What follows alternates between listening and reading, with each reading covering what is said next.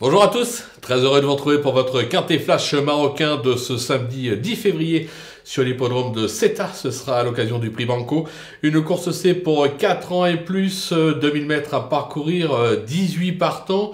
Une course où franchement je suis très confiant avec mes bases. Confiant également avec mes outsiders. Autant dire que logiquement on ne devrait pas passer au travers.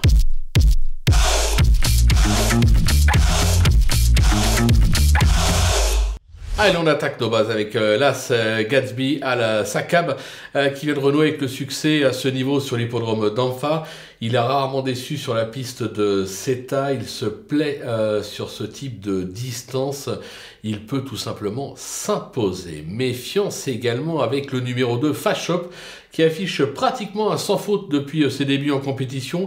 Elle a déjà triomphé sur ce parcours associé à Zouer Madi, vous l'aurez compris, elle s'annonce également redoutable. Le numéro 13 Spirit Moon, alors elle nous arrive de France où elle était sous l'entraînement de Jérôme Régnier, où elle a conclu sa saison 2023 par une deuxième place dans un handicap. Juste avant c'était un succès.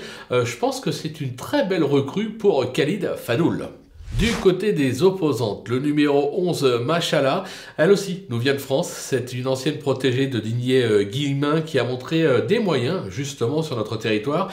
Elle a triomphé dans une baie sur la piste de Lala Malika en octobre dernier. Autant dire qu'elle s'était vite adaptée. Un conseil, ne la négligez pas. Le numéro 6 Drift Green qui a montré ses moyens tout au long de la saison dernière, se plaçant même dans une course B. Elle fait bien à la distance, sa forme est sûre, on va la garder assez haut. Le numéro 3, Sudreys Mousse, qui vient de refaire parler d'elle au niveau des réclamés. Elle s'est déjà bien comportée à ce niveau et ne sera pas dérangée par la distance du jour. C'est un très bel outsider. Et enfin, le numéro 14, Falcona Atlas, qui s'est classé 3e sur ce même parcours dans une baie, c'était fin décembre, ce qui prouve sa qualité. Alors, elle n'a pas réellement confirmé depuis, raison pour laquelle on peut avoir quelques doutes. Toutefois, sur cette performance, moi je m'en méfie, donc je la garde quand même dans ma combinaison. Le coup de poker maintenant avec le numéro 4 Incartade en espérant qu'elle n'en fasse pas. Alors c'est pas une championne, c'est vrai, mais attention, elle donne toujours son meilleur.